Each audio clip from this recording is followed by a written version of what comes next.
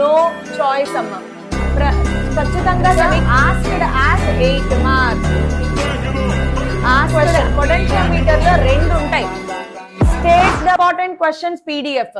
First of all మీరు ఎవరికి చెప్తున్నారు మ్యామ్? నేను ఏపీ అండ్ తెలంగాణ ఇద్దరికి చెప్తున్నాను. ఏపీ అండ్ తెలంగాణ ఇద్దరికి చెప్తున్నాను నేను.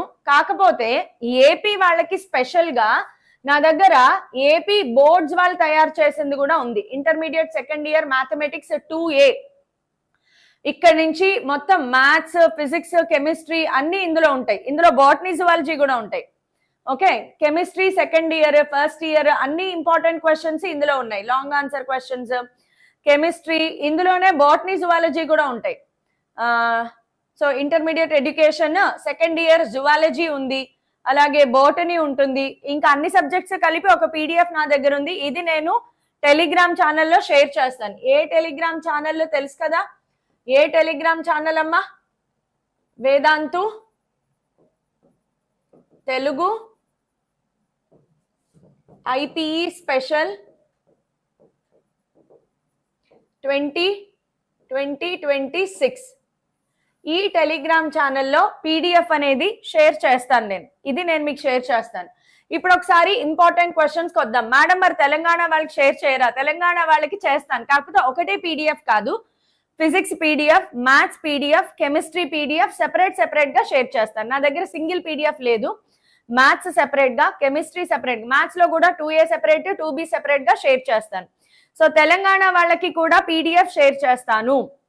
Don't worry about that. Okay, so if you read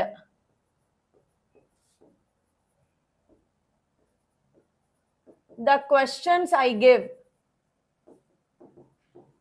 questions in PDF, will you get 60 out of 60? Yes, you will get 60 out of 60. ఎందుకంటే నేను ఇచ్చిన పీడిఎఫ్ లో ప్రాబ్లమ్స్ కూడా ఉంటాయి. నేను ఇచ్చిన పీడిఎఫ్ లో ప్రతి క్వశ్చన్ చదవాలను. ఓకే, అవి కాకుండా ఐ విల్ డిస్కస్ దీనితో పాటుగా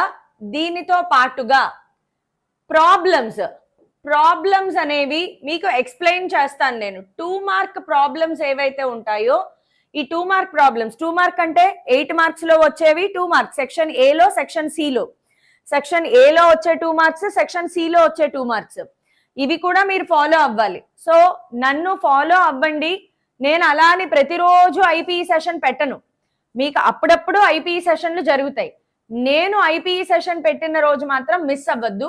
ఎందుకంటే టు ద పాయింట్, ఖచ్చితంగా ఇంపార్టెంట్ ఏంటి, ఎక్స్పెక్టెడ్ ఏంటి, ఇవే నేను చెప్తాను ఖచ్చితంగా. అండ్ నేను చాలా సార్లు చెప్పాను, నన్ను ఫాలో అవ్వండి, నమ్మండి. నువ్వు ప్రాక్టీస్ చేస్తే చాలు 60/60 వస్తాయి. మీలో చాలా మంది ఫాలో అయ్యి ఉంటారు. ఫస్ట్ ఇయర్ లో మంచి మార్క్స్ వచ్చే ఉంటాయి. సో ఐపీఈ విషయంలో ఏం భయపడద్దు, ముందు భయపడిపోవద్దు. చెప్పింది చెప్పినట్లు నేర్చుకోండి చాలు. అంతవరకు మీరు నమ్మకంగా ఉండండి. సో ఇప్పుడు మనం సెక్షన్ ఏ దగ్గర నుంచి కాదు, 2 మార్క్స్ కాకుండా 4 మార్క్స్ నుంచి నేను స్టార్ట్ చేస్తాను. ఓకే, ఈ రోజు నేను కేవలం ఫిజిక్స్ మాత్రమే చెప్తాను. Chemistry teacher chemistry important questions చెప్తారు. మ్యాథ్స్ టీచర్ ఎలాగో మీకు కొత్త సార్ వచ్చారు కాబట్టి Uma ma'am plus Pavan sir ఇద్దరు కూడా మీకు మ్యాథ్స్ లో గైడెన్స్ ఇస్తారు. వాళ్ళు చెప్పింది ఫాలో అయిపోండి. పీడిఎఫ్లు మాత్రం నేను మీకు టెలిగ్రామ్ ఛానల్లో పోస్ట్ చేస్తాను. Okay, so first of all ఇది రే ఆప్టిక్స్ అమ్మా. రే ఆప్టిక్స్ అనేది మాత్రం మళ్ళీ నేను ఇప్పుడు చెప్పేది కూడా అన్ని క్వశ్చన్లు ఏం చెప్పను. ఏది ఆప్షన్ లో పెట్టుకోవాలి, ఏది ఆప్షన్ లో పెట్టుకోకూడదు, ఇది నేను మీకు గైడెన్స్ ఇస్తాను. సెక్షన్ బి లో క్వశ్చన్ నెంబర్ 11 యూజువల్ గా అది రే ఆప్టిక్స్ అవుతుంది. అది తెలంగాణ అయినా సరే, ఏపీ అయినా సరే. రే ఆప్టిక్స్ తెలంగాణ వాళ్ళైనా, ఏపీ వాళ్ళైనా do not put in choice. ఎందుకంటే చాలా మంది స్మార్ట్ గా చదువుతారు. అవుట్ ఆఫ్ 8 క్వశ్చన్స్ నేను 6 చదవాలి. సో 6 చాప్టర్స్ చదువుకుంటే చాలు, కుదరదు అలాగా. సో రే ఆప్టిక్స్ అనేది చాయిస్ లేదు, నువ్వు చదివి తీరాల్సిందే. అందులో కూడా critical angle, formation of mirage, formation of rainbow, why sun settings and appears red, ఇందులో అన్ని క్వశ్చన్స్ చదవాలి. రే ఆప్టిక్స్ లో అన్ని క్వశ్చన్స్ చదవాలి, ఏదో 1-2 తప్ప. So formation of image in microscope, ఈ 5th క్వశ్చన్ కొద్దిగా తక్కువ. సిక్స్త్ క్వశ్చన్ మీరు చదవచ్చు. ఫిఫ్త్ క్వశ్చన్ కావాలంటే వదిలేసేయచ్చు, పర్వాలేదు, బట్ ఇదేం పెద్ద లెందీ క్వశ్చన్ ఏమీ కాదు. సో అది మీరు చూడాల్సింది. మిగతావన్నీ కూడా not that very important.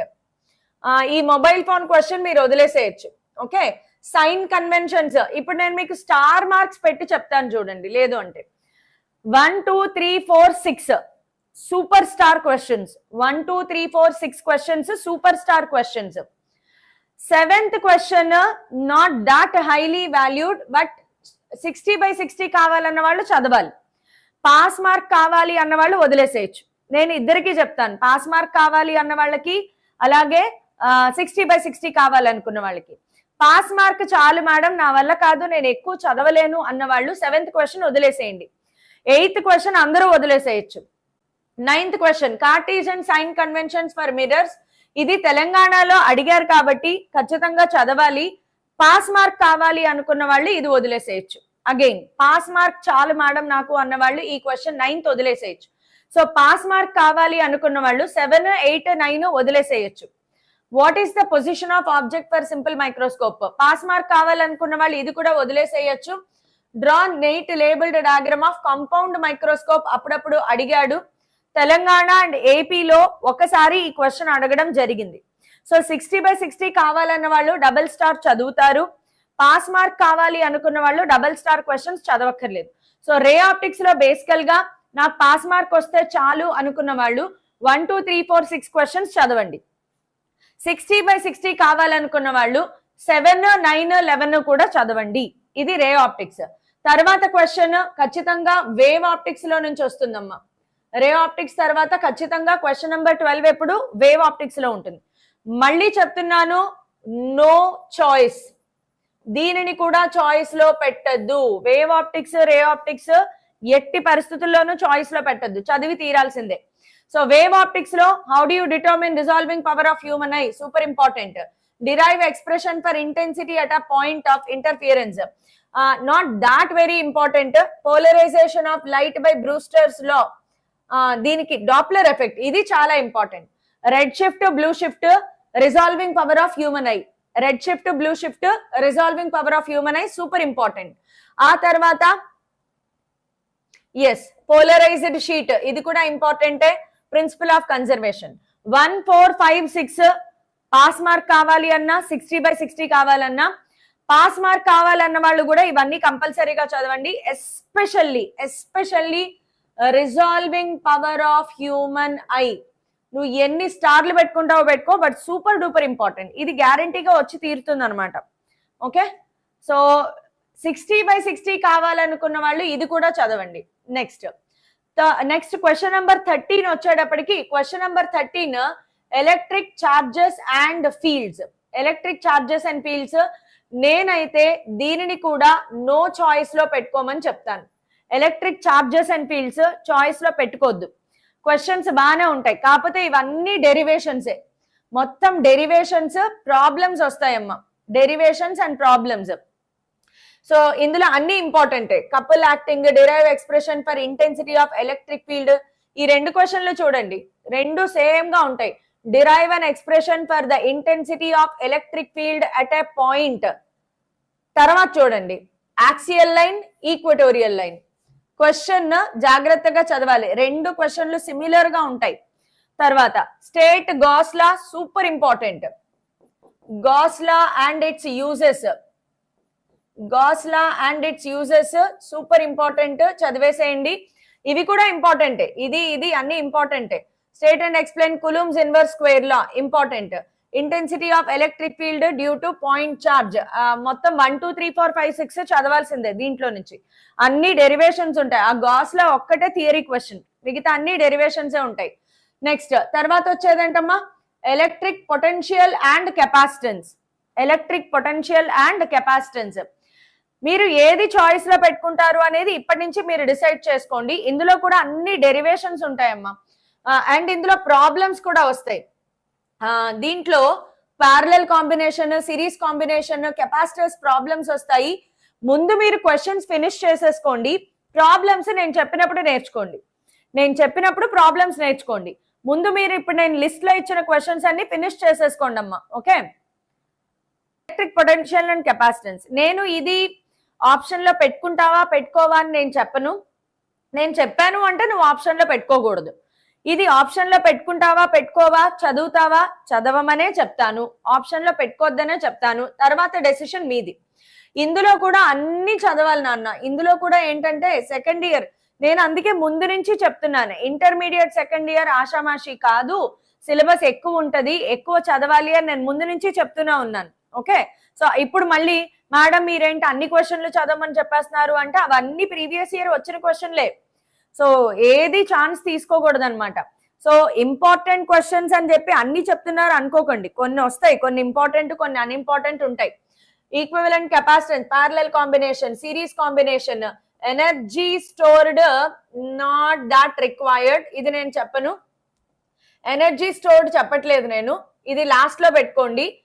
Derive an expression for capacitance of parallel plate, electrostatic potential energy 2 point relation electric potential of the charge, expression for potential, ఇది కూడా చదవాలి. expression for potential energy planned uniform electric field, behavior of dielectrics, behavior of dielectrics. So మీరు చదవాల్సినవి ఇందులో 1 2 4 5 7 8 1 2 4 5 7 8 questions చదవండి చాలు. మిగతావి వదిలేయకండి. 60/60 కావాలంటే చదవాల్సిందే. ఇప్పుడు వస్తుంది చూడండి, moving charges and magnetism. Moving charges and magnetism లో బీభత్సంగా ఉంటాయి క్వశ్చన్లు. ఇది మాత్రం అన్నోన్ ప్రాబ్లమ్స్ పడే అవకాశాలు కూడా ఉంటాయి అన్నమాట. ఇందులో క్వశ్చన్స్ అన్ని చాలా పెద్దగా ఉంటాయమ్మా, చాలా పెద్ద పెద్ద ఎన్ని క్వశ్చన్స్ ఉన్నాయి చూడండి. దీంట్లో మీకు మోర్ ఇంపార్టెంట్ ఏంటి అంటే Biot Savart's law and Ampere circuital law, ఇవి ఇంపార్టెంట్ అని చెప్తున్నాను. Biot Savart's law, Ampere circuital law, okay, ఇవి బాగా ఇంపార్టెంట్. నెక్స్ట్ సైక్లోట్రాన్, ఎస్ ఐపీఈలో cyclotron not deleted.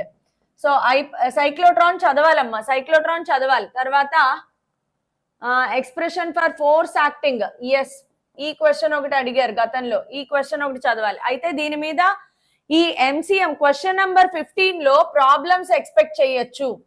Question number 15 లో ప్రాబ్లమ్స్ వస్తాయి.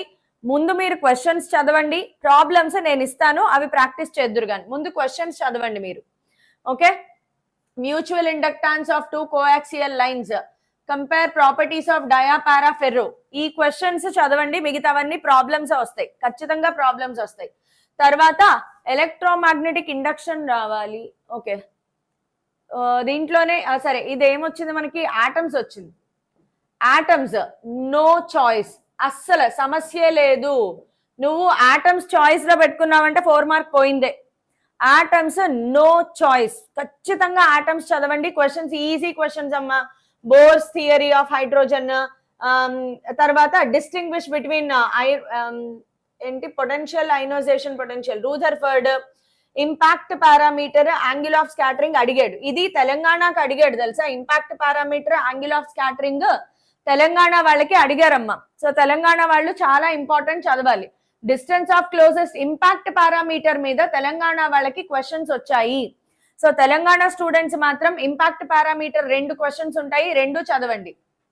ఓకే, తర్వాత Thomson model, different types of spectral lines, de Broglie, వీటిలో బోర్ మీకు తెలుసు, రూథర్ఫోర్డ్ మీకు తెలుసు, థామ్సన్ మీకు తెలుసు, స్పెక్ట్రల్ లైన్స్ మీకు తెలుసు. కెమిస్ట్రీలో చదివింది ఇక్కడ రాసాడమే, Lyman Balmer. De Broglie wavelength మీకు తెలుసు. సో ఆటమ్స్ మాత్రం నో చాయిస్ అట్ ఆల్, అస్సలు చాయిస్ లో పెట్టద్దు మీరు. నెక్స్ట్ సెమీ కండక్టర్ డివైజెస్, ఇది కూడా నో చాయిస్ అమ్మ, ఖచ్చితంగా సెమీ కండక్టర్ డివైజెస్ చదవాల్సిందే. సో ఇందులో కూడా half wave rectifier,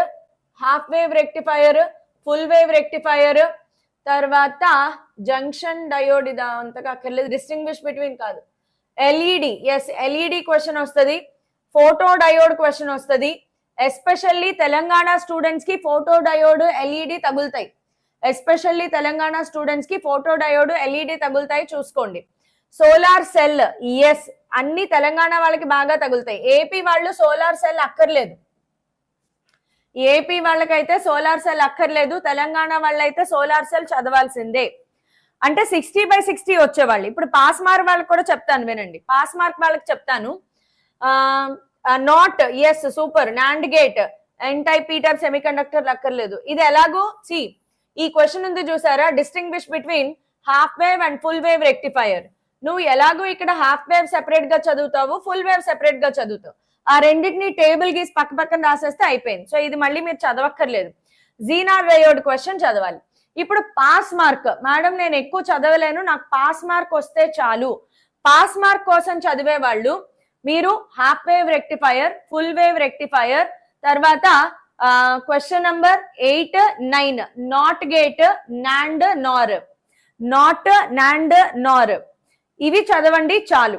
Zener diode చదవగలిగితే చదవండి. బట్ పాస్ మార్క్ కావాలి అనుకున్న వాళ్ళు half wave rectifier, full wave rectifier, not gate, NAND నార్ చదవండి. జీనార్ గేట్ డయోడ్ కూడా చదివితే బాగుంటుంది. నా moving on to question number 19. అంటే ఎక్కడికి వచ్చాము? 8 మార్క్ క్వశ్చన్స్ లోకి వచ్చాం. క్వశ్చన్ నంబర్ 19 8 మార్క్ క్వశ్చన్స్ లోకి వచ్చాము. 8 మార్క్ క్వశ్చన్స్ లో ఫస్ట్ క్వశ్చన్ ఎక్కడి నుంచి వస్తుంది? వేవ్స్. ఫస్ట్ క్వశ్చన్ వేవ్స్ లో నుంచి వస్తుంది. చాలా మంది వేవ్స్ ఆప్షన్ లో పెట్టుకుంటారు. కొంతమంది ఎస్పెషల్లీ ఆడపిల్లలు వేవ్స్ చదువుతారు, మగపిల్లలు వేవ్స్ ఆప్షన్ లో పెట్టుకుంటారు. బికాస్ దీంట్లో కొంచెం నెంబర్ ఆఫ్ క్వశ్చన్స్ ఎక్కువ ఉంటాయి, బాగా ఓపిక్ గా చదవాలన్నమాట. లెందీ ఆన్సర్స్ ఉంటాయి. ఇందులో మొత్తం 6 క్వశ్చన్స్ టక్కా టక్కా టక్కా చదవడమే. No compromise at all. అసలు కాంప్రమైజే లేదు. దానికి తోడు ట్యాగ్ ప్రాబ్లమ్స్ ఉంటాయి. ఇవన్నీ 6 మార్క్స్ కి ఇస్తాడు. 2 మార్క్ ప్రాబ్లం ఇస్తాడు 8 మార్క్స్ లో. మొత్తం చదవాల్సిందే. నెక్స్ట్ క్వశ్చన్ ఎక్కడి నుంచి వస్తుంది? కరెంట్ ఎలక్ట్రిసిటీ నుంచి వస్తుంది. ఇప్పుడు జాగ్రత్తగా వినండి. కరెంట్ ఎలక్ట్రిసిటీలో 8 మార్క్ అడిగాడు కదా అని మీరు 8 మార్క్ చదవకూడదు. కరెంట్ ఎలక్ట్రిసిటీలో 4 mark questions asked as 8 mark. Asked as 8 mark. So ఎవరైనా కరెంట్ ఎలక్ట్రిసిటీ లాంగ్ ఆన్సర్స్ కి వెళ్ళిపోయారు కాదు. కరెంట్ ఎలక్ట్రిసిటీలో షార్ట్ ఆన్సర్ క్వశ్చన్స్ ని లాంగ్ ఆన్సర్స్ లో అడుగుతాడు. సో కరెంట్ ఎలక్ట్రిసిటీ జాగ్రత్తగా చూడండి. ఓ వెయిట్, ఇది కరెంట్, ఇది కాదు, సారీ, ఇది ప్రాబ్లమ్స్. సారీ అమ్మా, ఇది నేను ఎరేస్ చేస్తాను. ఇది ప్రాబ్లమ్స్.